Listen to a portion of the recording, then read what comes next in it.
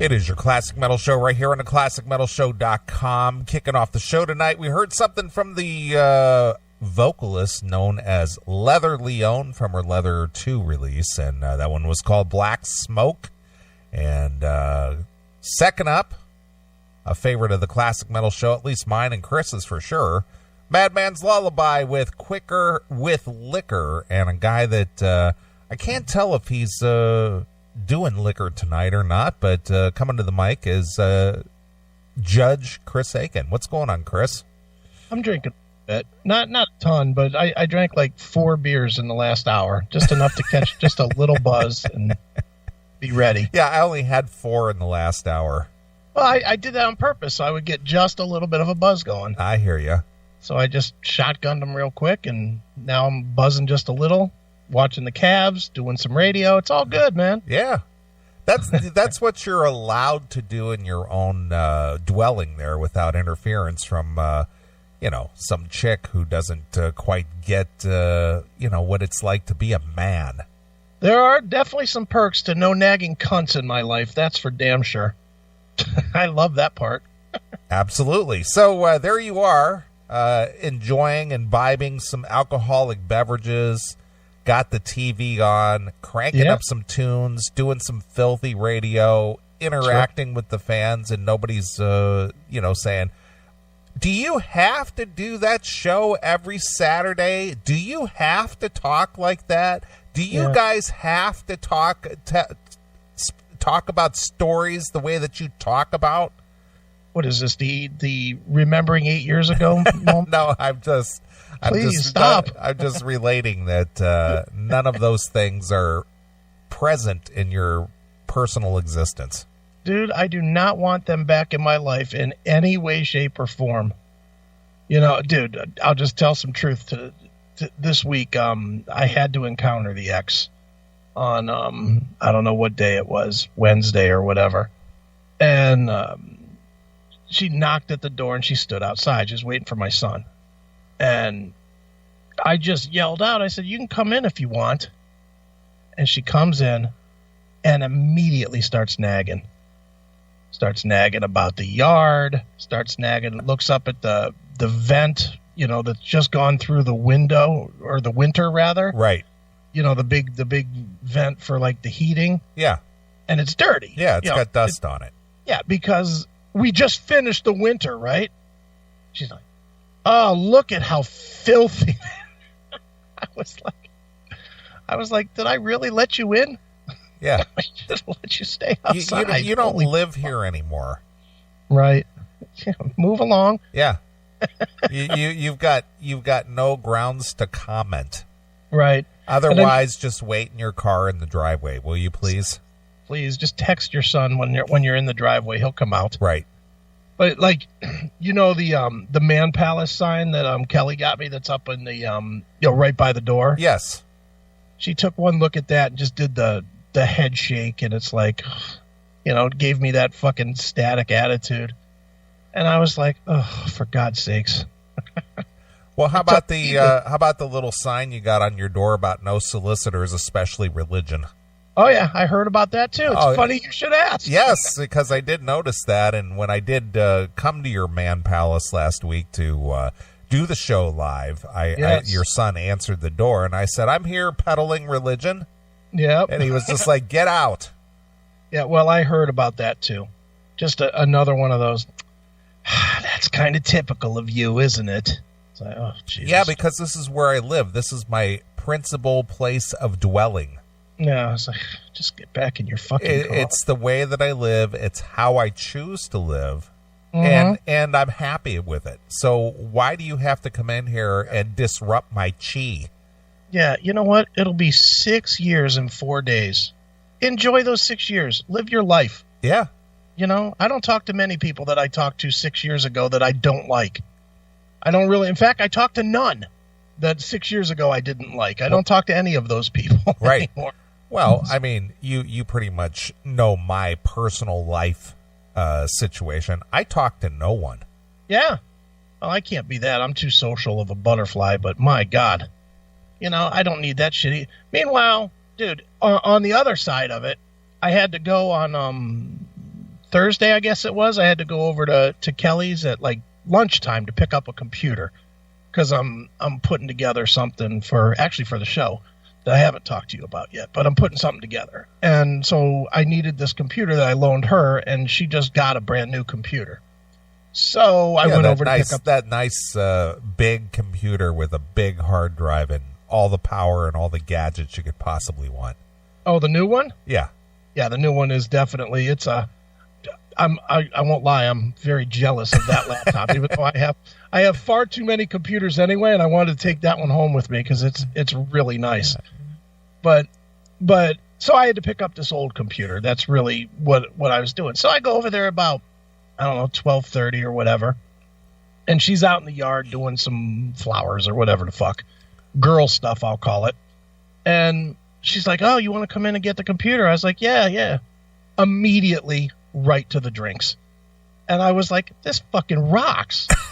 I come in and it's fucking 12:30 and I'm having liquid lunchtime. It's, couple of Jack and Cokes, couple of Jack and Waters for her, and we were rocking. There you go. Fuck yeah. This is like the 1,000% opposite of yesterday. Right. Was like it's like you go from just shitty to perfect all in one 24-hour span. There you go. It's like, wow, what a good life sometimes. Well, I kind of had one of those epiphany moments today. Okay. I got a nice place to live. Sure. And I got this radio show, mm-hmm. and I think probably what started it was you and I were having a discussion early today. Sure, we did an hour of radio today. Yeah, and it's just amazing to me. Amazing. The audience that finds us on YouTube. Anyway, recently I saw you post something on your Facebook or something about that in the last 30 days we've done like a year and 192 days worth of radio. Yeah, it's like a year and a half worth of minutes. Right. In 28 days. Right. Crazy. And so I'm thinking, for a guy that's, for the most part, the last 22 plus years that I've dedicated to having this show, putting it together from the jump, attending broadcasting school, because I kind of had a hope that I would somehow, some way be a broadcaster. Sure. Not knowing, 22 years down the road that the whole internet would change the way that people listen to broadcast, whether it's music or talk or whatever it is that we do. Mm-hmm. And here we are. Got a nice studio. I've got a brand new Camaro SS in my garage. Right. Driving that around. And then just on a whim today, I just drove out to Bass Pro Shop and bought a 9mm. Yeah, I saw that. Yeah. What a nice fucking liberal killer that is. Yeah, so I just thought, you know what? It's a nice day out. I'm driving a powerful car. I'm a powerful man. I need a powerful gun. Oh, that's a nice one there. So I went and got a Beretta PX4 9mm 17 shot, nice. pistol today. So I thought, you know what? Fuck yeah. What that set you back? $1,000? No, it wasn't that much. It was $625. Oh, that's not bad. Not bad at all. Yeah. Pretty sweet, dude. So when are you going to go shoot it? I don't know yet. I went and bought a bunch of ammo today. Okay. They had a bunch of ammo on sale, so I went ahead and bought some of that too. School shooting discount? Yeah, exactly. Is that what it was? Exactly. Santa Fe sale? Yeah. So I'm driving in my car, got my Beretta by my side, cranking up some good tunes, coming home and crank up the Classic Metal Show and entertain the world. Can't go wrong with that. Yeah, where is the downside in any of that? Dude, there's not. Dude, you want to hear a message that I got quite what time? I'll tell you what time it was. It was at 7:55 p.m., so an hour and a half ago. All right. Here's a message I got. Hey, Mr. Aiken, I play bass in the band Galactic Cowboys, and I'm a regular listener to your podcast. Now, you've obviously heard of the Galactic Cowboys, right? Aren't they a Canadian band, aren't they? They were signed to Geffen, then they were on Metal. I know who they are. They're kind of a funky band. Yeah. But They're like a known band. Yeah, they are. And I get this message and about the show. And, instead of the normal shit where, fan reaching out to music guy, it's music guy reaching out to me. He says, just wanted to say how completely awesome that segment about the new One Day at a Time show was. Your comments were so spot on, totally appreciated by myself. It is so great to hear someone speaking out on that shit. Anyway, really enjoy your show. Thanks again, Monty Colvin, Galactic Cowboys. Well, how about that? But, dude, the bands are now listening to our dumb shit. Well, I mean, look at Piercy's band. That's what I mean. All those guys listen to the show, and when of course, when I went to see them last March, and then you went, a month later or so, they treated us like we were heroes or something. And, dude, Stevie from Tough. I mean, yeah, he's in Tough, but he also runs Metal Sludge, and when we do something that impacts on those bands, he covers it like it's news. Yeah. When we do something, when we bash on Bobby Blotzer, he runs it like it's a news story. Yeah, I know. It's like, what the fuck happened? When did this all happen to us? It's fun, man. Yeah. I sent you the picture of the new gun. People in the chat room are asking for it, so I know you have that ability to put it up there if you want to. Let me put it up here. Wendelio. There it is. Let me save it to my phone. And I will put it in the CMS Facebook right now. And then somebody else can move it because I'm going to be lazy. You can't put it in the chat room? Well, I don't have the chat room on my phone. Oh, I gotcha. But I can put it in the Facebook. If I can find the Facebook. Where's that at? Well, fuck. You and all your technical gadgetry. Yeah, no shit. I really should be better at this. Pages. Fuck. Where is... There it is. Classic Metal Show. Publish. And picture. And photo. And Neely's picture. And done. And continue. And publish. There you go. There it is. It is now in the CMS Facebook, and somebody can put it to the chat, I guess. Right. Get to it, you fucks. Yeah. So anyway, just so life is good. Life is good. Oh shit. So my only message to anybody who listens to the show, make the best of what you have. Yeah. That's all I got to say. I mean, obviously, both Chris and I have dedicated a lot of time in our lives to our businesses and the show and whatever it is that we do. Chris with his books and, all the other entities that he's involved with. So just make the best of what you have. Yeah. Doesn't have to be reaching great heights or popularity. It's whatever makes you proud. Yeah. Somebody will like it. Believe me, as dumb as we are, people like our stupid shit. There you go. There's your gun. Yeah, there it is. I see somebody uploaded it. Kendall did, and I think I did too. Yeah. So. Yeah, I went with the combo stainless steel one because it was just a little bit lighter. Right. But that's a 17 shot. So was that your political statement of the weekend to buy a gun? Yeah, basically it was. We both did that. I bought my my Mossberg, my assault rifle. I bought that the weekend of a school shooting. Yeah.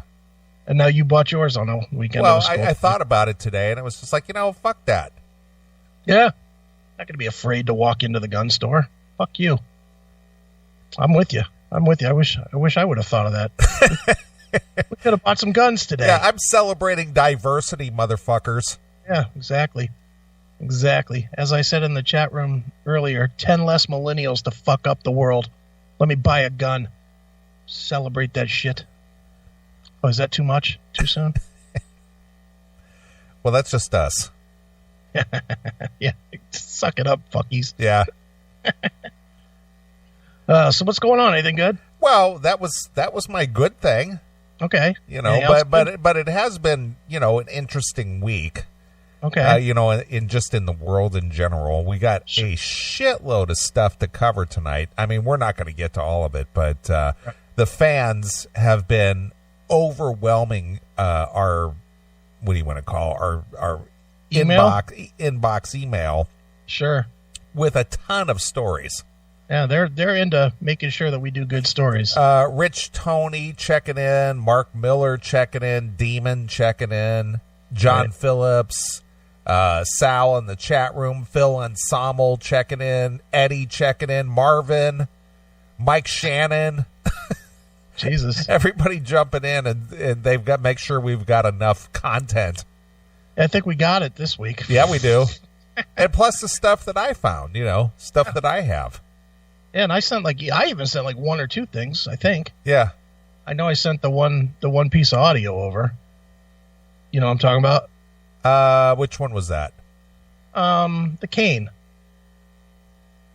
The Journey stuff. Oh, yes. Yeah, we'll talk about that. Yeah. And then a little bit of political incorrectness that I did, or actually Chris kind of inspired me to do. If you've been listening to the Classic Metal Show podcast via the Spreaker, where else does it play? It's just on the Spreaker. Okay, on the Spreaker. But it does a listen or a download, I think, gets it. Yeah. So if you listen to the CMS podcast via the Spreaker, we do a little pre-roll commercial type thing. Mm-hmm. And our good friend Chris McCarville from Dokken House of Lords, Max Explosion, asked me during the Melodic Rock Fest. He says, "Hey, we're playing at Rocklahoma on the 27th, Sunday night," which basically that whole thing is winding down. So I'm sure a majority of the people are heading for the gates. Oh, at Rocklahoma? Yeah. Sure. By Sunday evening, which is when Max Explosion is going to play. So he's just like, "Hey, could you throw something out there, at least get people's attention." Sure. To let them know that, we're playing Rocklahoma. Right. And I'm just like, yeah, dude, whatever we can do to help, I'll be happy to do that for you. Of course. Right. And he was just like, yeah, dude, you rule, whatever it takes, let's just get that done.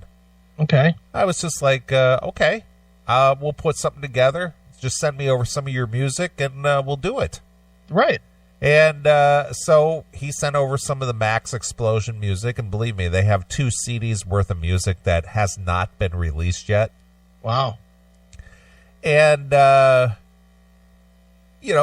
listened to it and thought, okay, I got to put this thing together. And so when I was talking to Chris earlier this week, I asked him, I said, help me a little bit, get involved here, write me up some copy a little bit.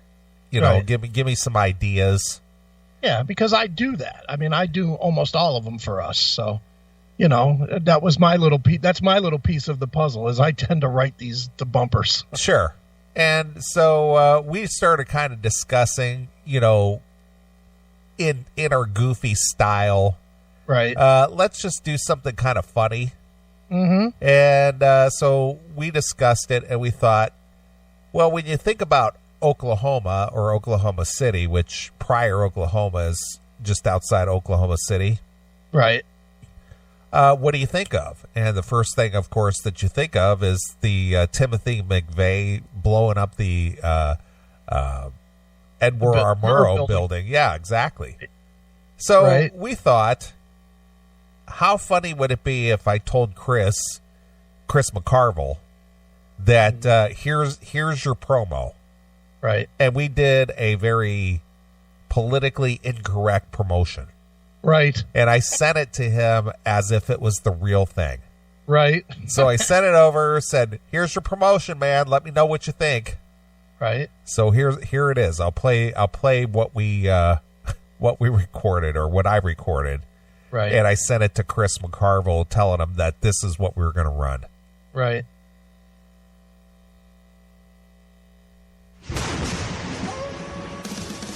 Oklahoma hasn't felt an explosion like this since Tim McVeigh rented a Ryder truck in 1993.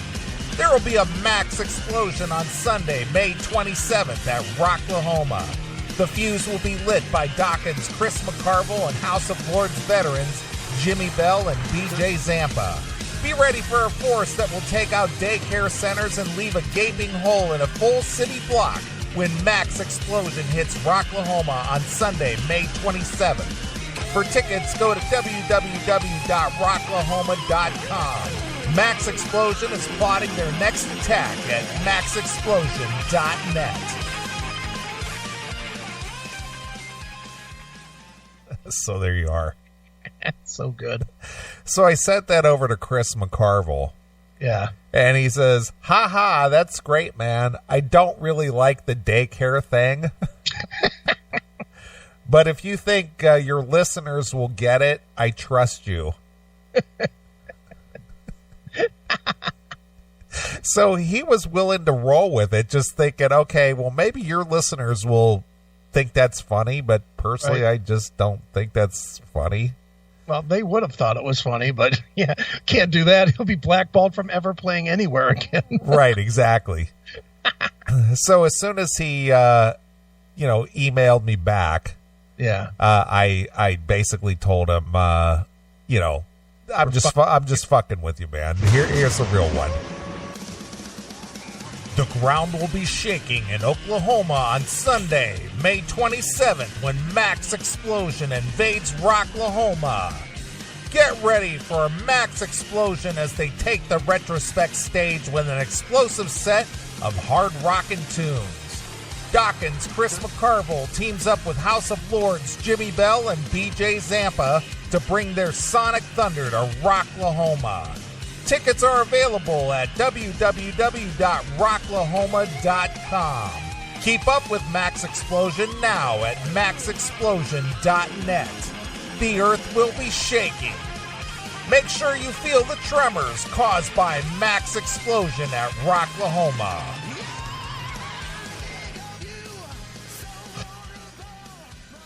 A little more respectable. I like the first one better. That's just me. So I sent that over to him right after, and he was just like, that's fucking cool, man. You guys rock. That's funny. Yeah. He's another one that listens, though, isn't he? Yeah, he does. He kind of gets our goofiness. Yeah. But, I was going to actually text him today and see if he wanted to jump in real quick and promote his gig next week. Sure. Well, door's open. Yeah, I know that to be true. So, anyway, we were kind of having a little fun with Chris McCarville this week. Sure. Just being ourselves. Just being goofy dicks. Right? Love it. But that's what we do. Yep. Yeah. So, other than that, not a whole lot going on this week. Just basically work and home and, paying the bills. Yeah, same here. I've been beyond busy with work and buried in fucking just not feeling that good either. I have not been super healthy this week or last week. When did we get back? Last week? Well, we got back a week. Well, you got back a week ago Monday. Yeah, and I haven't been right, really. I mean, today I feel pretty good, but today's like the first day since we got back that I feel decent again. I'm never shaking another hand ever. I'm going for the elbow bump. I don't even want to go fist bump. That's too close to my hands. I'm going elbow bump. Yeah. Because, dude, 2 fucking weeks of being sick? That's not good. Got to stay away from those diseased people. Yeah, I'm gonna walk around like I think the bird flu's out with one of those masks on all the time. Exactly. You'll do the whole Michael Jackson thing. Yeah, exactly. Hey, don't talk to me. Yeah. Got to wear your face mask. That's right. I can't breathe the same air as you. That's right. I don't want your germs, pal. Well, I don't think going out in public is your thing, but you are heading out in public this week. I'm assuming you're still going. I am not going. You're not going. I am not going now.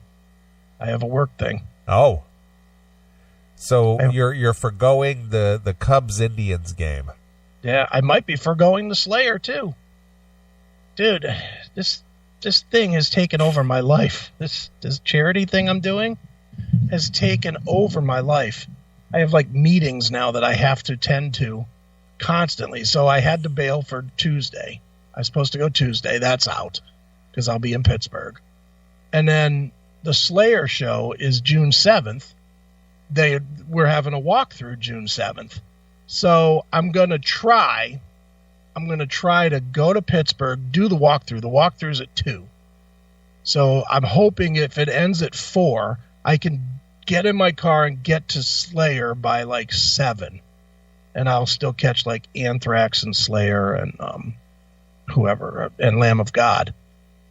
But that's like, my life is just kind of fucky. And then I told you I can't be here June 9th because I'm going to be at the benefit thing.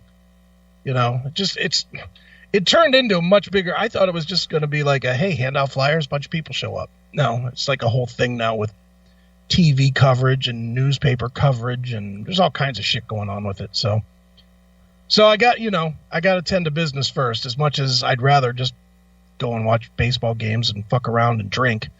You know, sometimes I gotta be the business guy. Yeah, you gotta handle responsibilities. Hail and kill, caller. You're on the air. Wow. Hail and kill, caller. You're on the air. I'm talking to you, caller. Thanks for calling. All right. Yeah. So anyway, aside from doing all the fun stuff, you felt that you have the obligation to do the other things first. No, dude. I'm involved in a charity. I'm the linchpin in a charity with 2 Fortune 100 companies. What do I do? Bail on that so that I can go watch a baseball game? Yes, absolutely. That's what a good responsible person would do. You just go, fuck it. I already have plans. Yeah, no. Well, I'm way more dedicated to my businesses than anything else. You mean you're just not going to call off work and pretend you're sick that day? No, I'm not. I'm going to show up where I need to fucking be. What? I know. Imagine that. How very white privileged of me. What? I know. You stubbed your toe today? You can't make it in? Okay, well, we'll see you in 3 days. Yeah. Stubbed my toe, so I'll have to drive to Chicago and sit at the baseball game. Right. Instead of doing my job. Ugh. Believe me, it's killing me, especially the baseball game thing. Slayer, I've seen Slayer and Anthrax and Lamb of God a million times. So, I want to go to that, but I've never been to Wrigley. So I really wanted to go to Wrigley, but fucking work steps in, man. Just is not laying out the way I wanted it to. Look at Tyrant Eric in the chat room. Say you need a personal day because Trump is still your president. Who am I going to say it to? I'm the boss. That's the problem. Is I am the boss. Did he really say I'm the boss? It says it right here. We might have to kick a kike's ass out of town. Not my favorite, dude. Did that man even apply for his gaming license? What movie is that? Casino. Right. Oh, yeah. He actually said, I'm the boss? It says it right here. Yeah. Let me check on that for you. That fucking councilman of the retard that was working the slot machines or whatever. Yeah. You're either too dumb or you're in on it. Either way, you're out. He's juiced in. I don't care. He's out. So good. Casino rules. It does. That's my go-to movie when it's free on the Netflix. I've seen it a million times. It's one that I bought. I bought the video, the streaming of on my Amazon. Yeah. And I tend to watch it about 5 times a month, which makes it stupid that I didn't know the words. But, but I do it a lot of times when I'm going to sleep. That's what I go to sleep. Well, to that's the same here. Either I watch that. Another one that I watch when I go to sleep is obviously the one what am I trying to say here? Previous to it is Goodfellas. Oh yeah, of course. Goodfellas. There's another one that I own and I watch. Dude, I have like this 4-pack of movies that are my. If I don't go with old wrestling pay-per-views, which I do to sleep a lot because I've seen them all a million times and I won't watch them, I go to Godfather 1, Godfather 2, Casino, Goodfellas, or Black Mass. Have you watched Black Mass? I have not. That's a great one. That's one you should look up and check out. It's the Whitey Bulger story. Yes, I know of the story. I have not watched it. Yeah. That's another really good one for sleeping once you watch it once. It has a lot of funny lines in it too, actually. It's pretty good. You know what caught my eye this week, since we're talking Netflix and all? What's that? There's like I think it's a 3-part documentary, I guess you want to call it. Mm-hmm. It was called, what's it called? It's called The Pizza Murder or something like that. Oh, I watched it this way. It's 5 parts. Oh, it's 5 parts. It's Evil Genius. Yes. Excellent. Yeah. Happened up there in Erie back in 2003. Yeah, that was fucking great. I meant to bring that up last week. That is an excellent documentary. And tell me you don't want to just hit that woman with a fucking ball bat. Well, what's amazing to me is the amount of footage that they collected for this thing. Oh, I know. They had tons. Well, they had 5 hours worth. It was all footage. They had tons. And the one guy that died of cancer that was involved. Yeah. Yeah, come on in the house. Oh, you didn't see that. The guy thought he was so fucking smart, and he really was just a dope. Right. But you couldn't help but feel bad for that guy that they put that collar around his neck. Yeah, but he was sort of involved. Yeah, I know, I understand that, but the thing is it just blew his head off. He was involved, but then he became the patsy. He was the Lee Harvey Oswald of the operation. Yep. They brought him in, they kept him involved in the plot until it was time.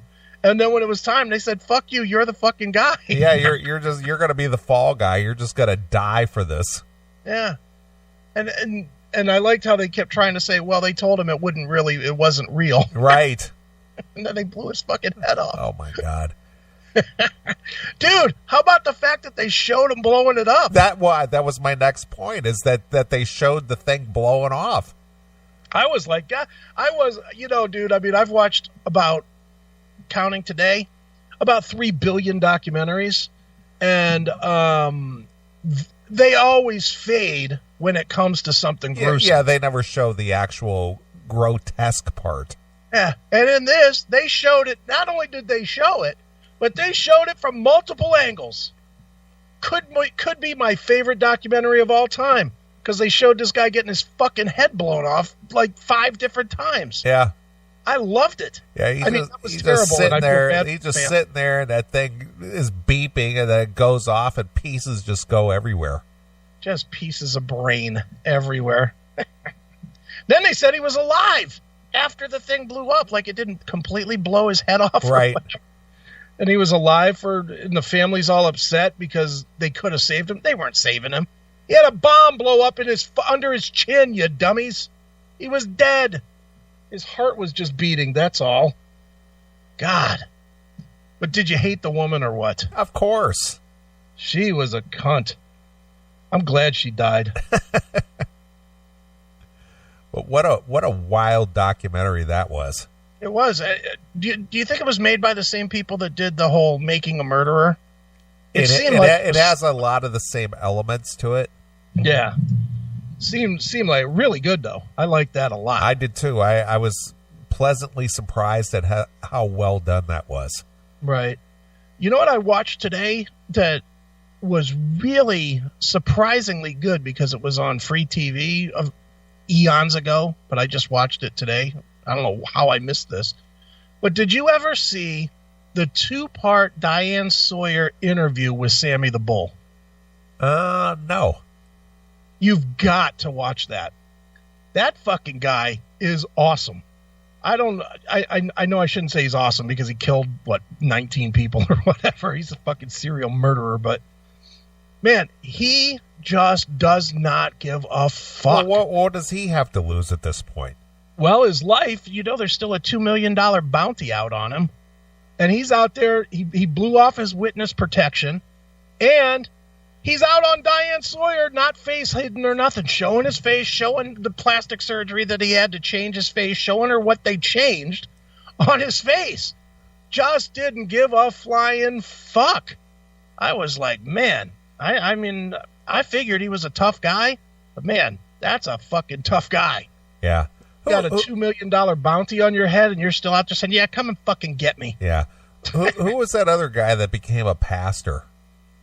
A pastor? Yeah, he had a hit out on him even while he was in it. His father put the hit out on him.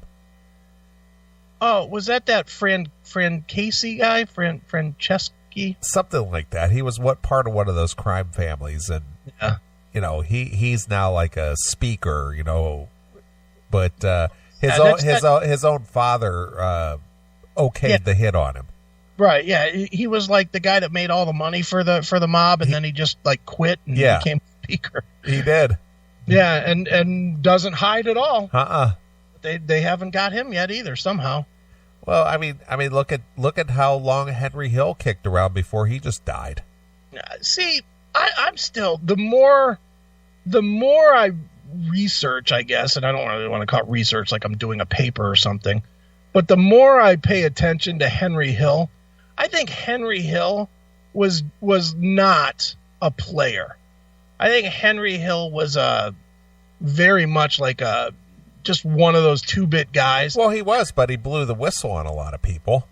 Well, I agree that he did that, but in Goodfellas, they try to make him out like he was like a legitimate player, and I don't think he was. I think he was like the same as like Al Pacino's character in Donnie Brasco. Right. Just one of the many that was, out there, doing small-time shit. And I think Henry Hill was like that guy that just did small-time shit for Jimmy Conway.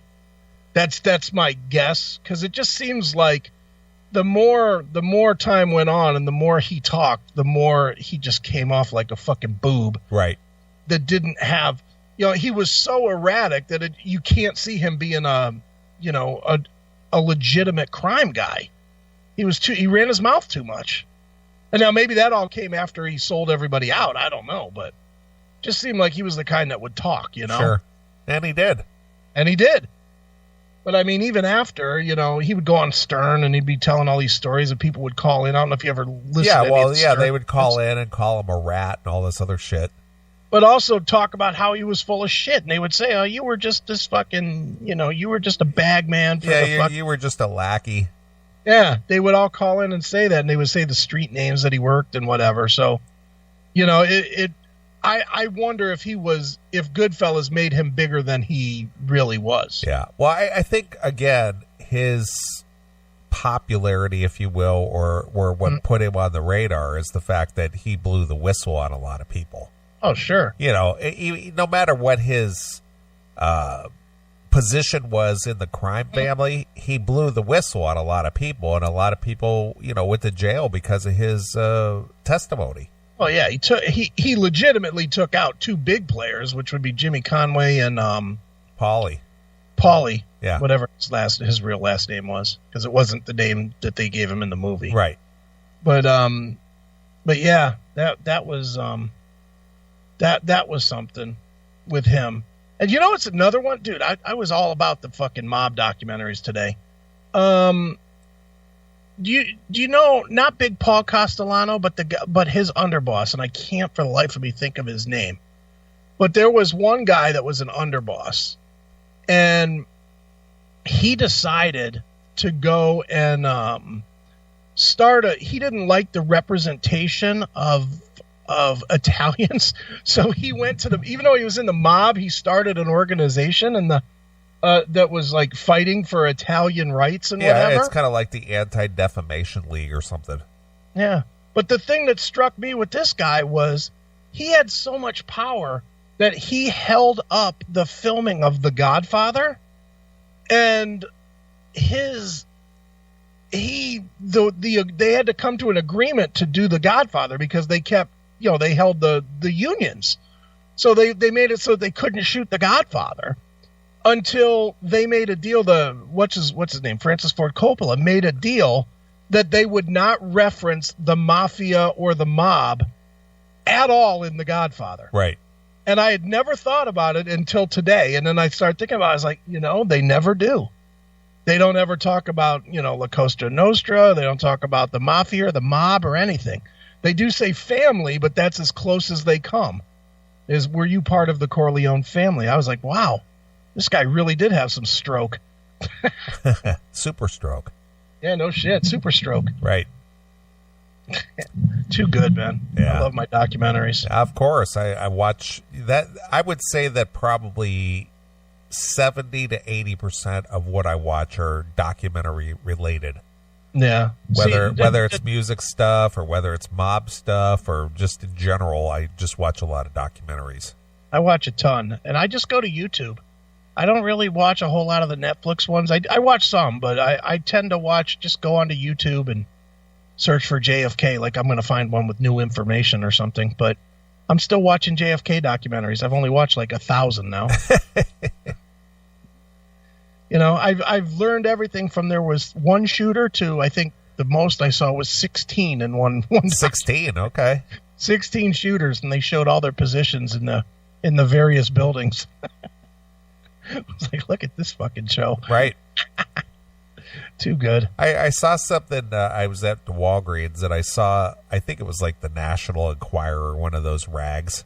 Right. And basically, I saw this and it said there was proof that there were 6 shooters at the JFK thing. And it's just like, this is news? Yeah. It's like, how many documentaries are out there that basically, like you just mentioned, show multiple shooters? Yeah. Meanwhile, they never caught any of them, so who gives a shit? Yeah. Yeah. Even if there was, they're all dead at this point. Well, you would think they are. Come on. James Files is still around. James Files is still around, and President Bush the First is still around. Yeah, he's barely around, but he's still around. Think he was involved? Yeah, absolutely. I think he's absolutely. He got power because of it. Hey, bravo to him. Good for him. Yep. He ended up being a president and got his son to be a president, all for killing Kennedy. There you go. Allegedly. Yes, of course. All right, dude. Let's take a short break here. All right. And get in show mode. Not that we aren't already, but get into real show mode. All right. I noticed that last week when I was in your studio that when you ran the live stream, video stream of the Judge Aiken segment, people seemed to enjoy that quite a bit. Yeah. Well, we can do that again tonight, I guess. A lot of comments on that. Yeah, people like the Judge Aiken. They do. We can do that. Obviously, the fans like it because they've been sending more teacher stories. But I think it could actually expand beyond the teacher stories. Okay. You want to go? You want to change the format of Judge Aiken? No. I'm not going to just change the format. I'm just saying that I think that there are other things that could be ruled on. All right. Not specifically teacher. I think that should be the bulk, but once in a while we could run across something that sure. that could use the wisdom of Judge Aiken. Well, you just tell me when. I've got the wig on the little styrofoam head ready to be put on, and I'm ready when you are. Yeah, excellent. All right, well let's get into some tunage here. I'm going to play some Snake Eyes 7. All right. And that, of course, is on our good friend High Volume Music. Yes. Who is sponsoring Summer Bash August 25th with Every Mother's Nightmare, Stevie Rochelle from Tough, Billy Morris, as well as our good friends Red Rain. Chris and I will be there. New Machine. And how are the ticket sales going, or do you know? I do not know. I have not talked to Mr. Shavis all week, but I do know a handful of people that have told me, I got my tickets, dude. So I know that some CMS people will be there. Well, anyway, there's 200 tickets that are going for $15. Right. And then they go up after those 200 are gone. So, if you're going to get your tickets, I know it's a few months away, but you can get your tickets now if you'd like. Mm-hmm. And come on out to the Summer Bash in Wooster, Ohio on August 25th. Yes, come and join us. Should be fun. Yep. All right, well, let's get into some Snake Eyes 7. All right. We will be in Wooster, Ohio, come hell or high water. It's Snake Eyes 7 exclusively here on your Classic Metal Show. Hey, folks, you're listening to the Classic Metal Show with Snake Eyes 7 and Neely and Chris. Rock on, dudes.